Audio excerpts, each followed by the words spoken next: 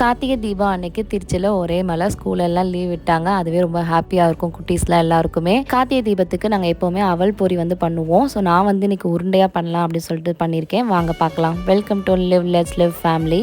அவல் பொரி 2 கப் எடுத்திருக்கேன் நான். ஸோ அதுக்கு தகுந்தாப்புல கொஞ்சம் எள்ளு, பொட்டுக்கடல, தேங்காய் இது எல்லாமே கொஞ்சம் நல்லா வறுத்து எடுத்துக்கோங்க. தேங்காய் வேணால் கொஞ்சமாக நெய் விட்டு வேணால் வறுத்துக்கோங்க. 2 கப் அவல் பொரிக்கு நான் 1/2 கப் வந்து பார்த்தீங்கன்னா வெல்லம் எடுத்திருக்கேன். வெல்லம் போட்டுட்டு நான் அதில் கொஞ்சம் 1/4 கப் வந்து வாட்டர் ஆட் பண்ணிவிட்டு கொஞ்சம் நல்லா கரைஞ்சதுக்கு அப்புறமா வடிகட்டிட்டு திரும்ப வந்து காய்ச்சினேன். இதுக்கு பதம் வந்து பார்த்திங்கன்னா அந்த டங்கு பதம்னு சொல்லுவாங்க. அந்த இது உருட்டி சத்தம் வர வரைக்கும் நம்ம வந்து பண்ணணும். அந்த பதம் வந்ததுக்கப்புறம் பொரி, அப்புறம் நம்ம வறுத்து வச்ச எள்ளு, தேங்காய், பொட்டுக்கல் எல்லாம் போட்டு நல்லா மிக்ஸ் பண்ணிவிட்டு அந்த சூடாக இருக்கும் போதே உருட்ட ஸ்டார்ட் பண்ணிவிடுங்க. அப்போ தான் வந்து உங்களுக்கு நல்லா உருண்டை ஷேப்பாகவும் நல்லா அழகாகவும் வரும். ஸோ எனக்கு வந்து சூப்பராகவே வந்துருந்துச்சு இந்த டைம். இந்த கார்த்திகை தீபத்துக்கு ரொம்பவே ஹாப்பியாகவும் இருந்துச்சு.